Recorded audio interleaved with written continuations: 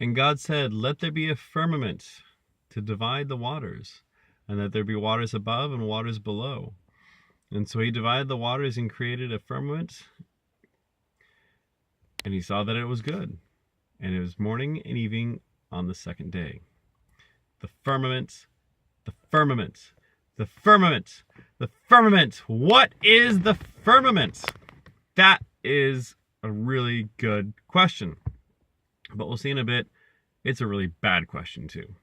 Now, if you're like me and you read something, you don't understand it, you probably want to figure out, what does this mean? What's this about?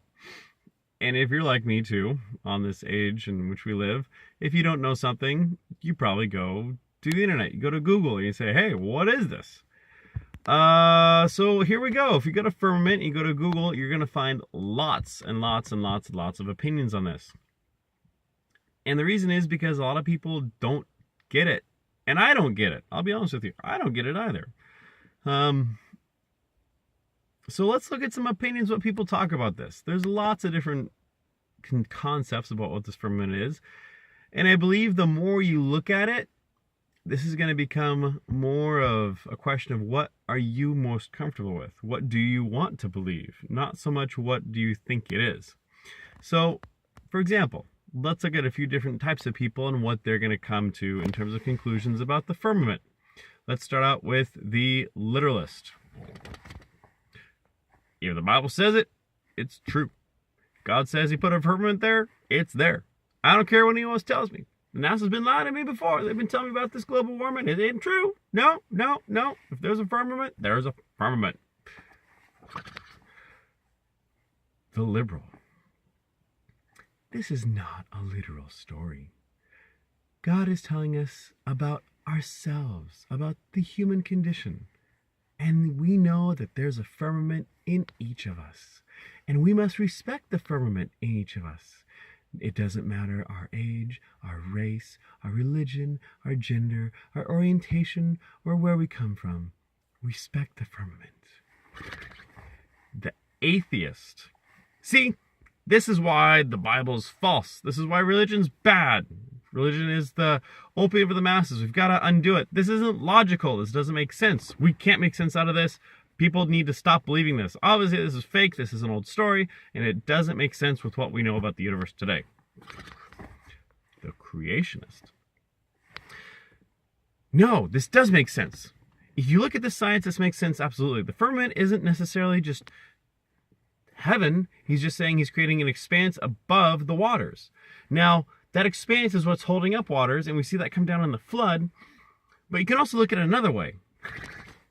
The Christian rationalist and scientist.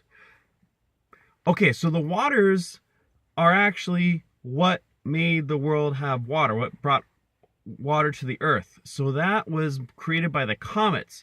So God created a space in space to separate the comets from falling down on top of the earth, and that's what that expanse is. He's separating the comets from falling down on earth to keep the water up away from us, and we can see that in the Kuiper Belt and the Oort cloud, and now we're finding more about this in Pluto. There's ice up there, and that is the expanse. The end. Listen, whenever we find something we don't understand, it doesn't necessarily mean that we're finding something that we're going to like. And so we tend to run to the things that make us feel more comfortable about it. Some of us like to be challenged. Some of us are more rebellious. So whatever we've believed, we want to believe something different than what we've seen. Some of us are more comfortable with what we know, and anything that challenges that knowledge, we reject just outright. And we do whatever we can, whatever mental backflips we have to reject it. And you'll find, especially nowadays, you can find anyone that can support your point of view. It's out there.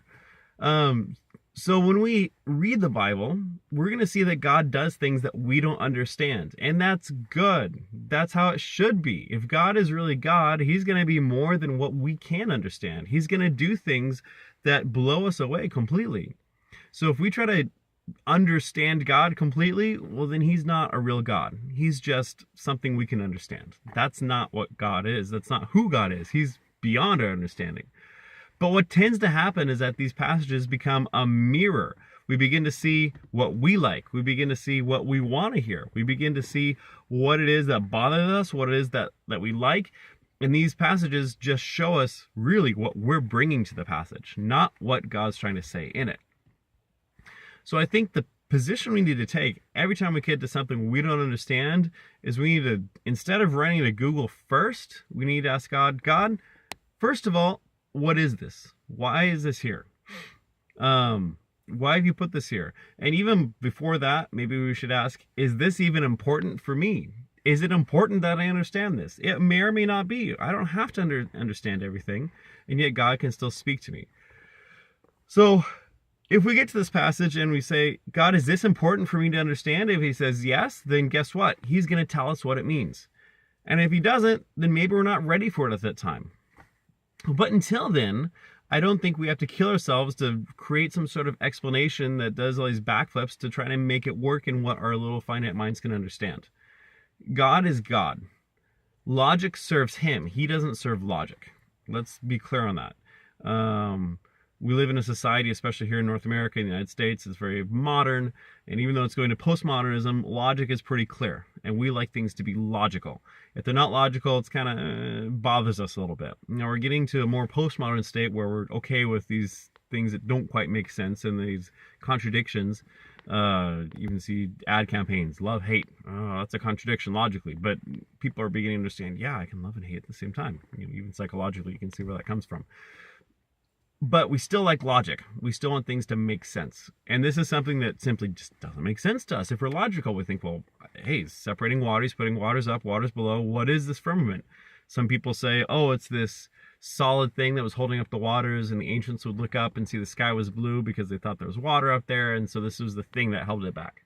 Other people say, no, it's not something solid. It's just talking about the sky. And that's the thing. But if you say it's the sky, well, later on, God says that's where he puts the stars and the moon and the sun.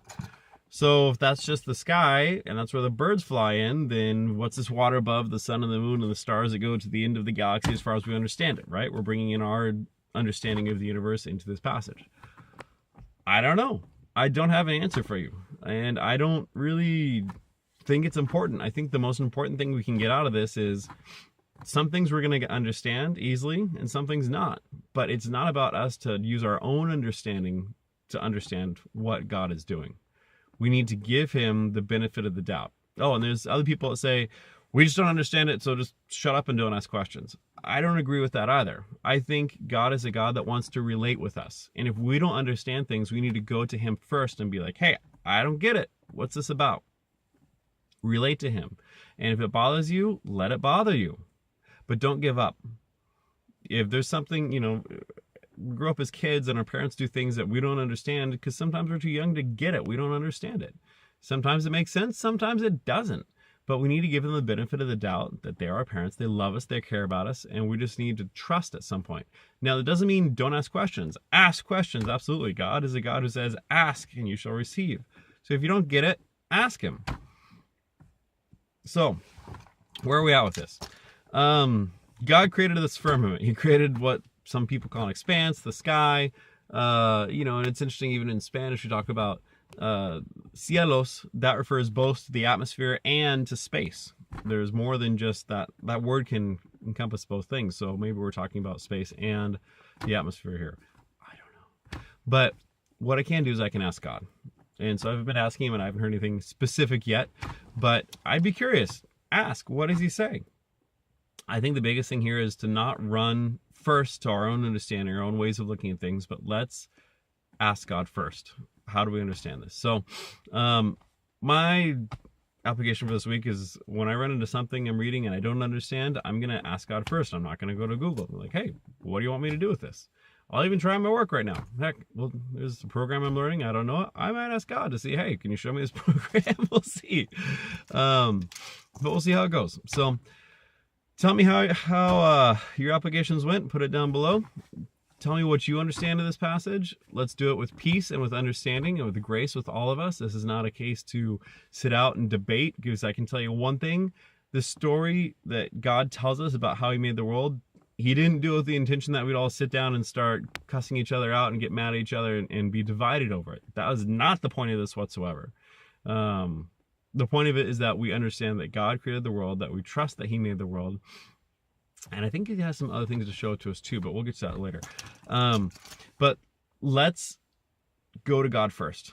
Let's understand what he has to say. Let's learn from each other. Let's be able to listen to each other, respect each other, and do it in such a way that God is glorified and we can actually come to him and understand him better.